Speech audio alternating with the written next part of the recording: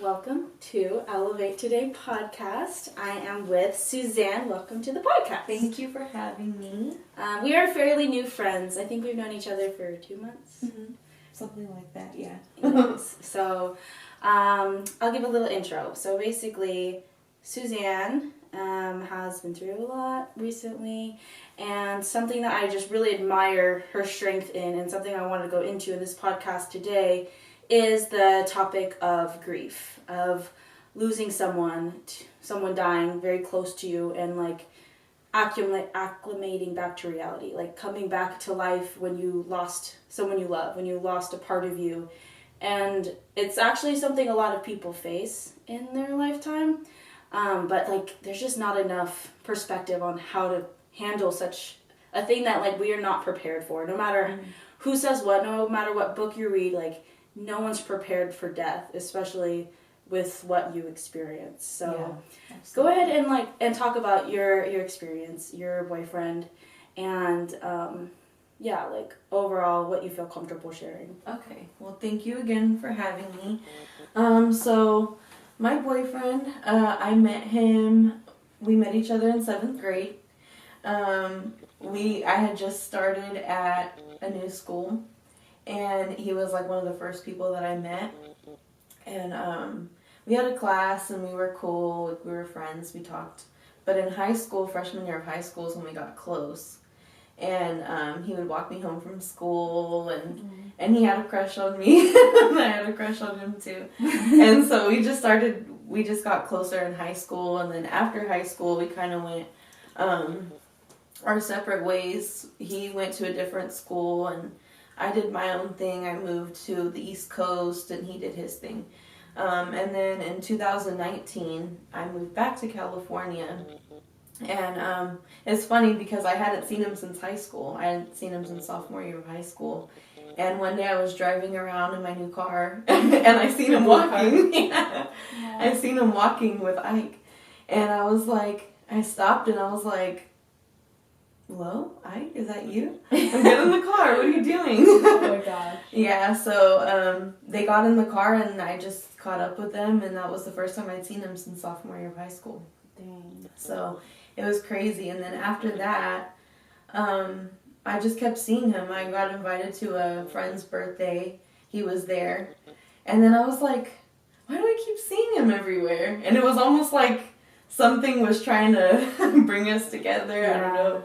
But when we seen each other at that birthday, we just kept like looking at each other, and we just kept talking. Like, I don't know, the vibe was really good. And then from then on, we just started hanging out more again and catching up, and it was really nice. And then we went for a little bit without talking, and I was taking care of my great-grandparents who were in hospice. So that was my first experience with death, was with them. And we knew that they were older, they were in their 90s, we knew that they were going to pass away, so it was hard, but it wasn't like, it was expected, so we could prepare for it. But it was one night I was having a really difficult time with that, and I was driving around. I hadn't talked to him in a while, and I was like, I need to talk to somebody, but I don't know who I want to talk to. And I was looking through my phone, and I'm like, I want to talk to him, but I don't know if this is still his number, and I don't even know if he's going to pick up the phone. And I called, and he did. He answered the phone. We just talked for hours about what was going on, and we caught up, and then from there we kind of started talking more, but I was like, I didn't want to like let my guard down. I didn't know if he like seriously liked me or whatever, and over time, like, I knew that he actually really did like me, and he, like, some of his friends, they didn't know if I was like good for him. They didn't know if I was gonna like hurt him. But he stood up to his friends. He didn't care, and he was just like, no, like, you know, I'm going to talk to her anyway. So that's when I knew he was serious about me. And then we were talking on the phone one night, and he was like, I was like, how come you like me so much? Like, how you keep, you know, like, we've been friends for so long, but like you've talked to me consistently for a long time. Like, you haven't lost interest. Like, how come you like me? And he just started naming all these reasons why he liked me. And then he was going to say something and then he stopped. And I was like, what were you going to say? And he was like, I love you. And I was like... How long were you guys talking at this point? For a long time, like a year, I want to say. But like I said, we've been friends for so long. And I think that's really important in a relationship, to be friends with somebody first. But, yeah, he said that, and I was like, oh, shoot. I was like, well, how do you know, he had never had a girlfriend. I'd never been in a relationship before. So I was like, how do you know? And he was like, I don't know, I just know.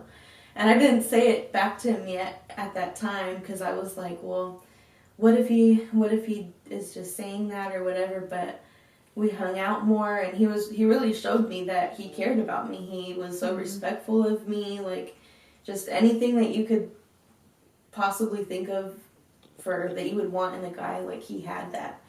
So we were talking again, just every day we would talk, we would hang out, and I told him, like, hey, you know how you said you loved me the other day? And he was like, yeah, and I was like, well, I love you too. And then from there, we just started talking more, and then he eventually asked me to be his girlfriend, and he actually asked me.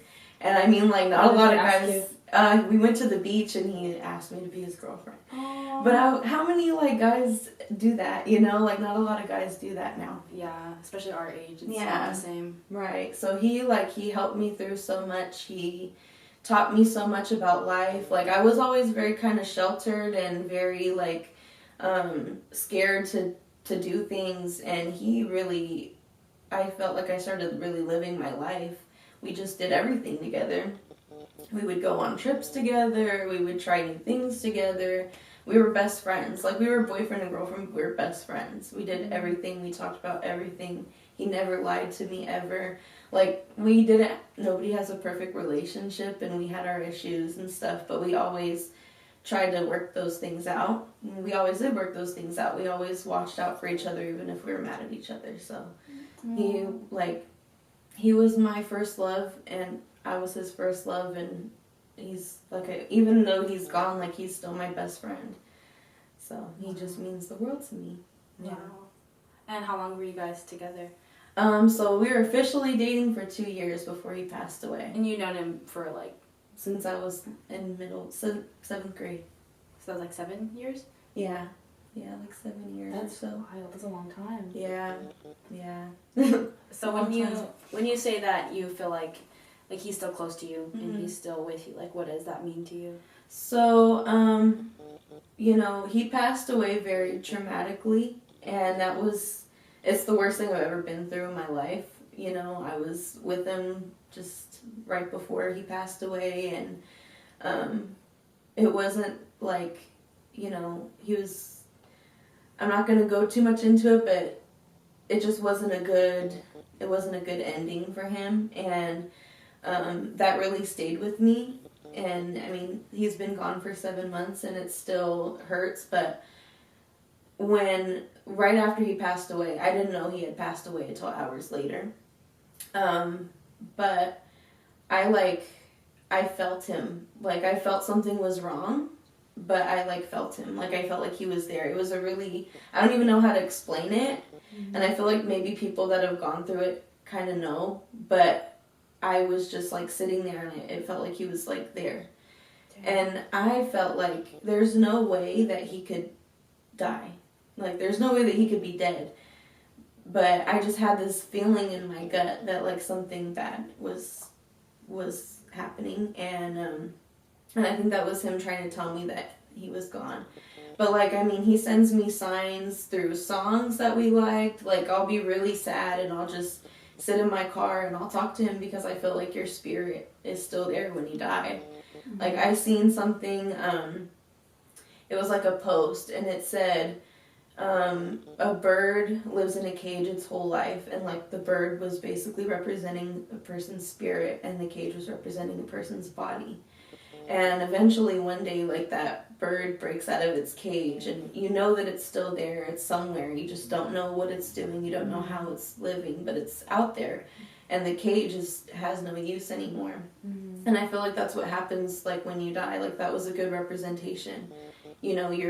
Your soul still lives on, it goes somewhere, but your body, you don't have a use for it anymore. Mm-hmm. But yeah, like, you know, he loved Batman. Yeah. So I see Batman like everywhere. Like I said, through songs, like, he just sends me so many signs. I like, sometimes if I'm really having a bad day, I'll sit in my car, like I said, and I'll talk to him. And I'll feel like he's right there sometimes. Like, I just feel like a presence, and I feel like it's him. Mm-hmm. So, you know, your energy, when you die, I don't feel like your energy goes away. And I feel like that's still with me and with the people that he loves. Mm-hmm. Were you, like, kind of spiritual before, or after he passed, like, your awareness changed? So I feel like I've always been spiritual. I've had a lot of death in my life, but nothing like this. Mm-hmm. This one, like, I mean, it doesn't mean that anybody else was less important. It just, this was really, this affected me a lot. And I believe that the people that I cared about that passed away, like, were still with me, and they were still out there, like, their spirit still lived on. But with him, I really had to, like, that was one of the things that really kept me going, because I didn't know what to do without him. I literally saw him every day.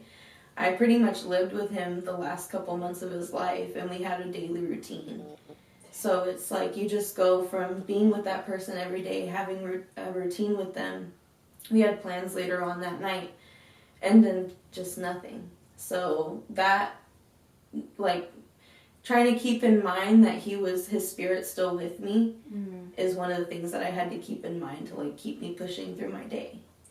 Yeah. And how did you handle things, like, after, like, the weeks after the first week? Yeah. So what I will say about, like, what happened is he was shot, and, you know, it was very unexpected. It was a horrible accident, and people thought that he did something wrong, but, you know, it was an accident. Right. And like I said, like, I lost him, and I didn't know what happened to him. I was looking for him, and I turned and looked, and I see, like, you know, I see somebody getting CPR, and I, like, had a feeling in my heart that it was him. But like I said, I never in my life could think that could happen to him. I never in my life thought that he would die. So it was like, deep in my gut, I'm like, that's him. But I'm like, at the same time, like, no way, there's no way. I'm just in denial. And I didn't find out, like I said, till hours later. So at like 5 o'clock in the morning when we got the news, I literally just said, no. And every time I said no, I was literally just trying to grasp my mind around the fact that he was gone, and just my mind, like, just thoughts were literally flooding in my head. And I was thinking, he's gone. I'm not going to see him anymore. I'm not going to wake up to him in the morning. We're not going to have a routine anymore. He passed away in September, so I thought, he's not going to be here for the holidays. We spent all these holidays together every year, and I just thought, that's gone now, you know? So all those things, I'm just like, are going through my head when I hear that it's confirmed that he passed away.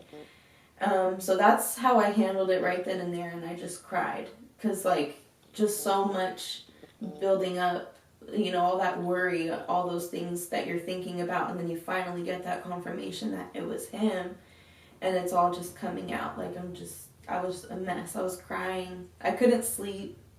I couldn't really eat a lot that first week. Like, it was all just very hard to process. But, like, when he passed away, from the moment that we got the news, like, just minutes later, everybody, all his friends started coming over. And every night, every day, from the day that he passed away till his funeral, which was a month later, everybody was outside. So one of the things that helped me get through, and how I dealt with it, like, months later, weeks later, was having all that support, like having his friends. And, you know, I wasn't close with a lot of the people that he was around. Maybe like a month or 2 months before, his neighbor, which was like his sister, who I'm very close with now. At the time, I wasn't very close with her. Mm-hmm. But we were outside every night. every night just hanging out before he passed away. And then after he passed away, we got very close. And I had her support, and like she's one of the people that really helps me get through. And I later on I found out that one of the nights that when he was still alive, we went out together, and he told her, "Can you please just like keep her safe and like make sure that she's okay?" And I found that out after he passed away. But like hearing that, it just makes me like, that's a sign. Like to me, like hearing that, it's like a sign too, you know. Like he's still trying to send me messages. I'm still here. I still want you to make sure that you're okay and things like that. Yeah. So, so it's just, I mean, 7 months later, like I said, it's still so, sometimes it doesn't seem real. I know that it's real. I know that he's gone. He had a viewing. I was able to see him at his viewing, so I knew that he was gone. But just, you know, I just try to remember the good times that I had with him. I'm lucky that I had those times because, you know, not everybody did get all that time. You know, you just have to be so grateful for the time that you have with a person, because you never know when your last time seeing somebody is going to be. And that's kind of how I deal with it now, like months later. Yeah. Yeah. It's crazy how many people are so close to him. Yeah. And like how much I've heard about him and know about him for obviously never meeting him. It's like he knew how to make every single person that was his friend feel like they were like best friends. Like that's what I hear, like, we were best friends, we were like this. Like that's what every close person says to him, and they have like a bunch of memories. And it's crazy how he was able to have such an impact on so many people, even to the point where like 7 months in, like no one's forgotten like a day. You know, a lot of deaths, sometimes it just seems like after the funeral, like life goes on. But he left such an imprint on so many people, where I even feel like people that don't know him. Yeah. Just for like that legacy that he left behind. I agree with you. And like I think one of the reasons why that is, like why he has such a strong impact on so many people in that way, is because he was there for everybody. Like, you know, he was the kind of person that would give you his last dollar. He would give you whatever you needed, no matter what it was. You know, if you were his friend and you were loyal to him, he had your back. Like, you know, there was no doubt, no question. Like I said, he never lied to me once. I'd never have known him to lie. He was such an amazing person. He was so different from anybody I'd ever met in my life. Like, not even just in terms of guys, but just people in general. He was such an incredible person. And I feel like that's so rare. Like, you don't really find somebody like him. Like, that's a once in a lifetime. He was so special, you know? Like, that's all I can really say. And 3 months after he passed away, one of his best friends, that was like a brother to him, Romeo, passed away as well. And that was just like, you know, you go from losing somebody that you never in your life thought that you were going to lose, somebody that you were so close to, somebody that you saw every day. And then for like our circle of people to lose somebody else that was close to us as well. Like, and so sudden, and you know, he was so young, so he was only 21 years old. And Romeo's family also at one point, like Angelo, I mean, my boyfriend was living with them, and he was very close with them. After, you know, like I said, I got close with a lot of people after he passed away. I feel like his death brought everybody closer. So I got closer with Romeo's family after Angelo passed away. And then after Romeo passed away, it was just like, you know, I got closer to them, and it's just crazy. It's mind-blowing how that all happened. You lose somebody so close, and then just 3 months later, you know, you lose somebody else they were like brothers, you know. That's the best way I can explain it. Romeo made music in honor of Angelo.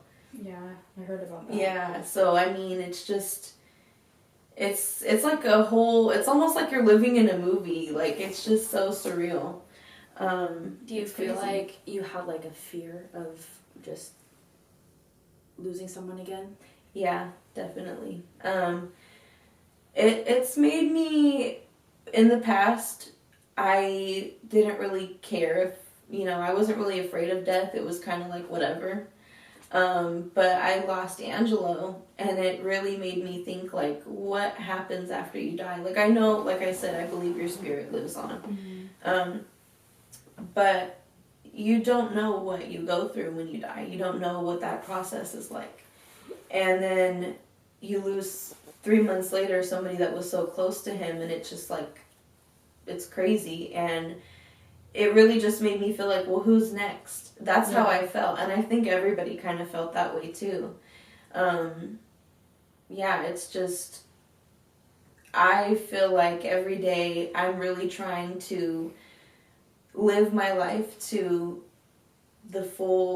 my fullest potential, because I don't know when I will die. I don't know when my friends will die. I don't know when my family members will die. So it's really, this loss has really made me appreciate how precious life is. Mm-hmm. I feel like, because you just never know.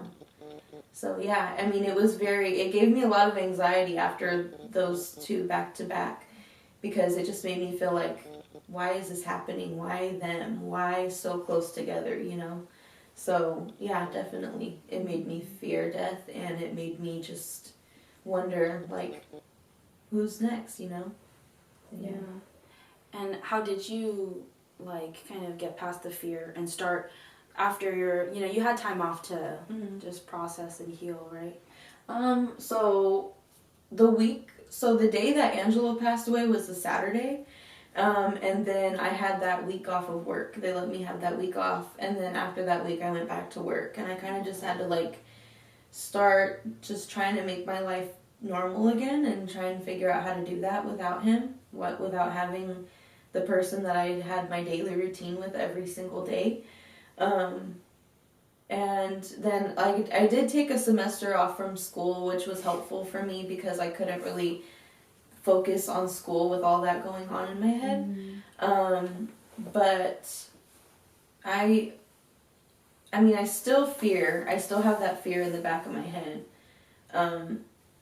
I'm sorry, can you repeat the question again? Because my mind is, like, wandering and I don't remember the question. Well, I was pretty much asking, like, how you got over, like, how are you able to start your life again? Okay. After that week off, and then just going to work. Just trying to be sane enough to sit there, or whatever you're doing at work. How'd you get to that point? I don't know. I just I had to do it. I knew I had to do it. So I just had to push myself. Like, I was like, okay, I can't stay like this forever. If I do, I'm not living my life. Like, I'm just going to be stuck in fear, and I can't do that, because my life is just going to waste away. So I just have to do it. Like, if I just take that first step and I just go to work, like, okay, it'll start to become feeling normal again. Yeah. And then once I go to work, then I can start going to school again, and that'll eventually start feeling normal again. And then I can do the things like going to the store, and because he went everywhere with me, so even going to the grocery store for the first time after he passed away was hard for me. Like, as that might sound like ridiculous, but it was hard. So just pushing yourself, I literally just had to push myself to do it. I had to force myself to do it. And I mean, sometimes, like, in life, you just have to force yourself to do something, and it's going to be scary, it's not going to be comfortable, but it's going to, that's just how you move on. That's how you don't know if you're going to be okay. You don't know how things are going to go unless you just do it. Yeah. So that's kind of what I had to do, and then that's kind of just made me comfortable enough to go out and do new things, and try not to be afraid to go out and experience life without him being there with me, So, So it's not like you feel like you have to, like let go. You don't have to, like, let go of him, or just move on with your life, but you feel like you carry him with you. Yes, definitely. I mean, I know in certain aspects, sometimes I feel like I need to let go. Like, okay, he always was there to protect me. He was always there for certain things, and I know that that's not there anymore. Yes, his spirit's with me, but he's physically not there. So, in certain ways, yes, I have to let go. And, like, focusing on things like school and stuff, like, it's always with me. That thought is always with me. But I have to, like, push it in the back of my head sometimes just to focus at work or at school, or just to, like, go on about my day, or just, But I feel like I can't ever really fully let go. Yeah. And I don't think I ever will. I mean, he was such a big part of my life. I don't think I can ever let that go. He'll always be, I feel like he will always be a part of me in some way. So, yeah, I feel like even though I'm going on about my life and time has passed, like, I'm letting go in a sense to where I can still, live my life, but I don't think I'll ever fully let go of him and, like, what he was to me. Mm-hmm. Yeah. And that's how you're able to keep going. Yeah. Because I think about the people that have lost someone and things that they could do, if it was a cousin instead of, like, a boyfriend or a girlfriend or, like, a parent. It's like, it seems like something I've heard is like, oh, they just need to let go, let that part of their life go, that relationship go, like, they're gone. But it's really like you hold on to it and carry it in your spirit wherever you go. Absolutely, yeah. So if you were talking to someone that just lost someone close to them and you wanted to give them hope, what would you tell them? I would tell them, just because they're gone, that doesn't mean that you can't honor them, that they're not still with you. Like I said, even if whatever your religion is, whatever you believe in, like, I feel like no matter what, the person that was so close to you, whether they were a cousin, a brother, a friend, a boyfriend, a girlfriend, whatever, a parent, they're always going to be there with you. They're always going to send you signs. You're always going to feel them with you. If you have that bond, that's never going to go away. Because, like, we're humans, but our human body houses a soul. Like, we have a soul. And I think that when we connect with people, whether it's on a friendship level, a romantic relationship, a family member, you are connected to that person because of your soul. Like, you have a soul connection to them. So that will never go away. It's hard, and I still haven't, fully processed it. It affects me. It affects me mentally. It affects me physically.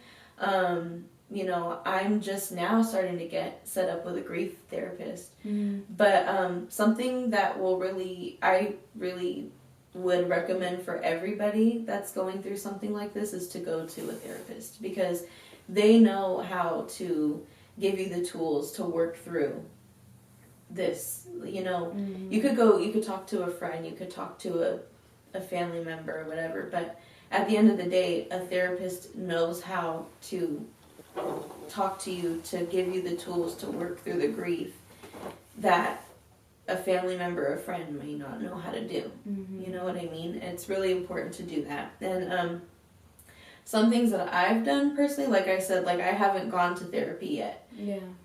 It still affects me. It's still, it gives me so much anxiety. I'm still trying to learn how to work through that. But don't be afraid to take that step. It's scary to go to therapy, but it's very beneficial. But me personally, like, some things that I've done on my own, I write to him.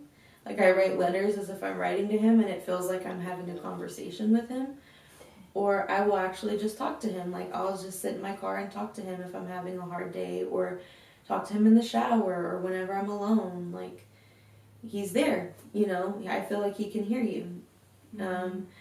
And just, when somebody passes away, there's nothing that you can do to bring them back, but you can honor them. And, and whatever that means for you, that could be, just keeping their name alive, just whatever it is, keeping their name alive, talking to them, posting pictures about them, looking at their pictures, telling stories about them, whatever that is. But I think one of the best ways to honor somebody is to live, because they can't live anymore. They're not able to live their life anymore. So what better way to honor somebody that's passed on than to live? Mm-hmm. They can't do that. Live, and, I'm sure that my boyfriend, he had so many goals. He had so many things that he wanted to accomplish that unfortunately, his life was cut short at a young age and he didn't get to do those things. Mm-hmm. So I feel like us, the people that were close to him, or anybody that's lost somebody that doesn't really know, how can I keep them alive? How can I keep their name alive and honor them? Live and do the things that they couldn't do. If you have a goal, accomplish it. Because, at the end of the day, when you die, you're dead, so you can't, I don't know what happens when you die, but, you don't want to have any regrets when you die. You want to be able to, at the end of your life, I was able to do this. I can say that I accomplished this goal that I wanted to accomplish. I got to finish school. I got to be happy. And I think also, too, another thing is, people, sometimes their goals are to strive for materialistic things, be wealthy, have a big house, have a nice car, whatever. But at the end of the day, I feel like the most rewarding thing that you can get out of life is to be happy. Find that happiness. Go to therapy and help work through the traumas that you had in your life. I think that that's the most important thing that you can do to honor somebody, is live your life and find true peace and happiness. Because I know my boyfriend did not have peace in his life. He had a lot that I don't think he was able to really deal with. Maybe, and I don't think he knew how to get help for the things that he was going through in his life. But I know that one thing that he really wanted in life was peace. I know that now he has that, and I'm really grateful that he has peace. But I feel like the people living that still want to honor him, live your life and find that peace and find that happiness and find your purpose in life. Mm-hmm. And I think that that's one of the best ways to keep them alive. Yeah, Isaac told me a lot about him, and one thing is he seems very goal driven, because how serious he took Isaac's goals with if you're gonna fight, or one that he had that I knew about was he wanted to get a home for him and his brothers, so they can all stay together. What was his other goals? So he worked 2 jobs. Right before he passed away, he was working 2 jobs. And one of the main goals one of the reasons why he was working 2 jobs is because he wanted to help everybody. He wanted to support everybody. That was one of his goals, was to help the people that he loved, his grandmother, his family members, his brothers, his close friends. One of his goals that he really talked about a lot before he passed away was going to school. He wanted to go to trade school to become a welder. Wow. Yeah, but I mean, like you said, how he was so adamant about pushing people that he cared about towards their goals. He really did. Romeo with his music, he was his biggest fan. Angelo was his biggest fan. He wanted him to go big, and a couple of his other friends that do music too, he wanted them to just he wanted everybody to know about them. Romeo did a lot of music. He did. He did do a lot of music. He took it very seriously, and he was really talented. But yeah, he pushed all the people that he cared about to really work towards their goals, because he really wanted to see everybody win. He really did. And his other goal was he wanted to buy his aunt's house. Is that the one I've seen? Yeah. Aww. Yeah, the house that he lived in, he wanted to eventually buy it from her, and he wanted to put cement in the front and build a pool and do a whole basketball court, and he just had all these big plans, and he wanted to travel. He wanted to travel to Greece and Italy, and I thought that was pretty cool. Yeah, he had a lot of a lot of plans for his life that he was excited about. Dang. Yeah. And that's the legacy though, like living that on for him, and like even you guys are such a tight friend group. I've never really seen that, like the way you guys have each other's back, and like the legacy that he laid behind, and like the ripple effect, like with how you guys look out for each other now, and you guys carry his like story and his mission. It's really, really beautiful. Thank you. And I agree. I think one of the things that he like his legacy was he really left a big impact on so many people when he passed away.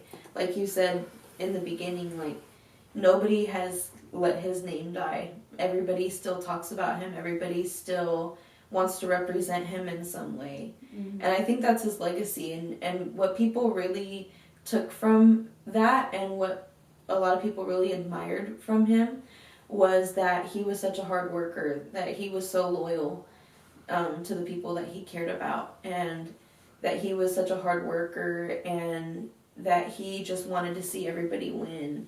And that's why people say Lolo mode, because, you know, that's really just working hard and celebrating your wins and uplifting your people that you care about, being loyal and having your people's back and things like that. And that's really his legacy, I feel like. Yeah, that meaning is so powerful. It is. Like it, I've seen it, heard it, know about it from so many people. So like, I really love that. Yeah, definitely. So what about you now? Like, what are your goals and like your path with like life now? So I've been in school since 2019, and my goal is to become a nurse. I'm gonna be starting the CNA program soon, which is a certified nurse assistant. And basically, when you finish that, you move from CNA to an LVN, licensed vocational nurse, to an RN, which is a registered nurse. That's the highest level you could go. In terms of nursing, and then from there, like you could be a doctor or whatever. But my goal is to become an RN. I want to be a hospice nurse, which is taking care of people who they know they're gonna be dying, but you're basically making them comfortable, and they have in-home care and they have like care at the hospital. But that's my goal. I want to do that. And like be financially stable and get a house, but like I was saying before too, I've always had a lot of anxiety, and one of my goals is to just work through that and just try and find peace and happiness so that I can enjoy my life.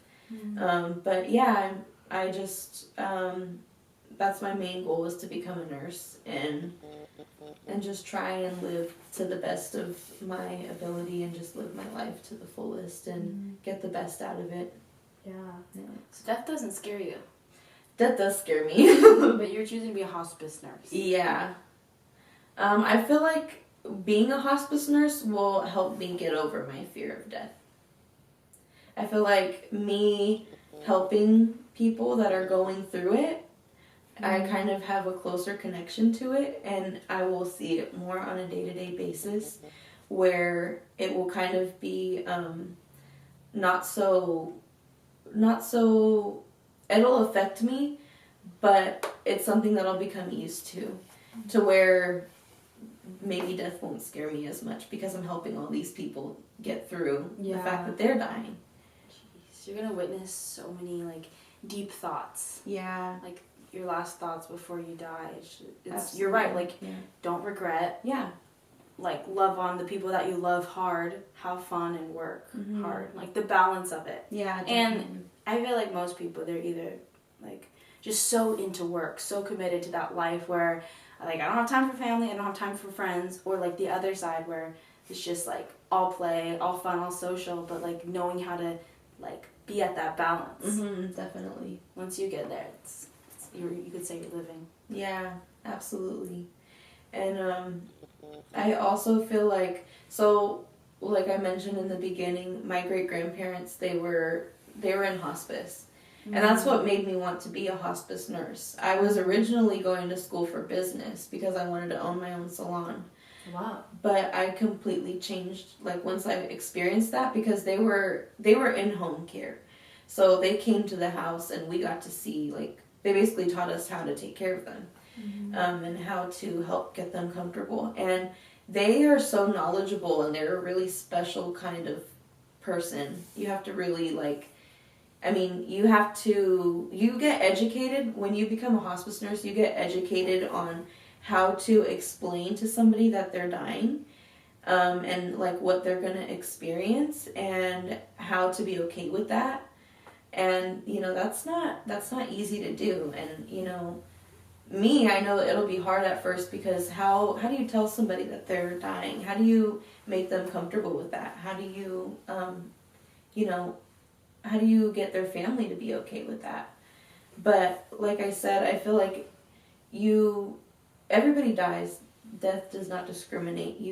Everybody lives to die at one point, whether it's by natural causes, whether you die young for some reason. So I feel like it's very educational, because you get to try and help people understand something that is really unknown, if that makes sense. You don't know what happens after you die. People, it's a mystery, but you're trying to educate people on how to be okay with that. Yeah. So I think that's something that will help me work through my fear of death. It's going to be really interesting. Like, you're going to have to know the psychology aspect of it. Yeah. Like, knowing when to say what could bring peace to someone. That's wild. Mm-hmm. And like my great-grandmother, when she was dying, she was terrified to die. She was terrified to go to sleep because she thought she was going to die. But she had a nurse that was he was an incredible nurse. And he asked us to step out of the room, and he had a conversation with her. And we don't know what that conversation was, but he said something that made her comfortable. After that, she was okay. She was okay with death. She was okay with not knowing what was going to happen, but knowing that she was going to pass on and she was going to be at peace with that. Like, he was able to give her that. And I think that's so powerful and such an incredible thing to be able to give to somebody that's so fearful, to die. Yeah.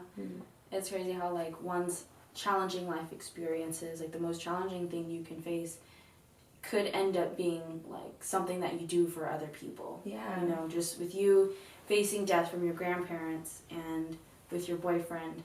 And it's like, you never want to feel that again. You want to stay away from that kind of pain, but instead you're like, I've been through something that people need help on. And it's like, because of what you've been through, you'll be used to help other people, just to give them hope, to not choose drugs, to fight the pain and just keep living on.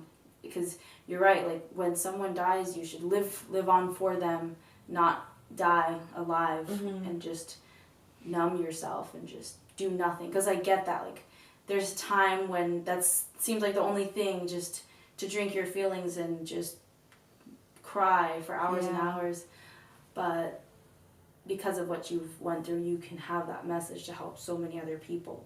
And like, that's what I want, like, people I have in mind to know, to have hope, to have courage to fight the pain and survive the day with, like, those painful thoughts, but with hope and just passion to live another day. Life is so freaking unpredictable. It is. Yeah. It is, definitely.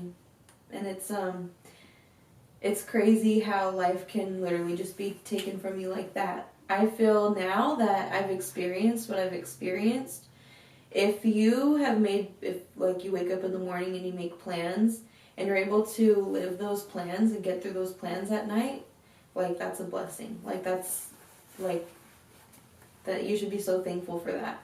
Because not everybody gets to do that. People wake up in the morning, make plans, and then they don't live to get to do those plans just for, like, a couple hours later or that night or whatever. People make plans at night and then don't wake up in the morning.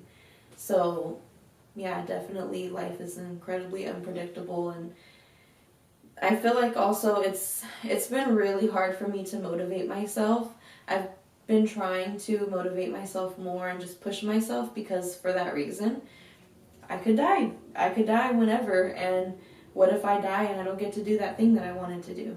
Mm-hmm. So, yeah, it's just, when you look at it from that aspect, it really, for a lot of people, I think it will really push you to want to live and want to, you know, overcome your fears and, you know, whatever, like, oh, what if I fail at this? Or what if, you know, this doesn't work out how I want it to? Like, you at least got to do that.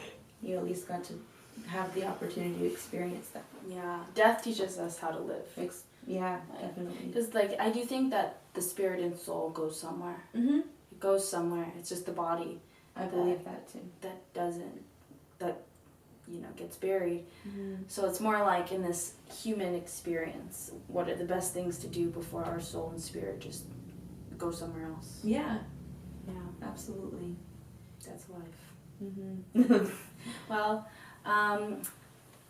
let's say, what is your message for someone that, I should be saying someone that wants to elevate their life, but what kind of advice do you have for, like, what you're feeling, what you've been living through in this season of your life, like a mission or a message or a mentality that has been getting you through? I feel like if I were to give a message to somebody, it would be to just be happy, try and find happiness within your life. If you are going through something, try to work through that. And, you know, you owe it to yourself to live a happy and fulfilled life. Live and do the things that make you scared, you know. Mm-hmm. Go out and push yourself. Motivate yourself to do the things that you wouldn't normally do. Mm-hmm. And, you know, because you don't know. You don't know when your last days are. And also, to appreciate the people that you care about. And that probably sounds so cliche, but it's very true. You know, don't ever be on bad terms with people that you care about. You know, try and make an effort to be the bigger person and try and fix that. Mm-hmm. You know, you don't want to have any regrets if something were to happen to you or something were to happen to somebody that you love. So my overall message would be, live your life, push yourself, don't be afraid to experience things, and make sure that the people that you love, know how you feel about them, and tell them every day how you feel about them. Don't be afraid to do that. I agree with that. Yeah. Well, thank you so much for your time and for being here. This was very specifically about, like, grief and healing and how to, like, continue on after going through so much, like, adversity and losing someone. So you can come on again if you had, like, you know, maybe something about nursing you wanted to talk about. But I'm glad we got to honor Lolo and just talk about his legacy, his mission, and what he stood for, and how, like, even after he's gone, like, his life is going on and continuing in such a beautiful way, how it's impacted people's lives. So thank you so much, guys. Keep elevating and have a beautiful day.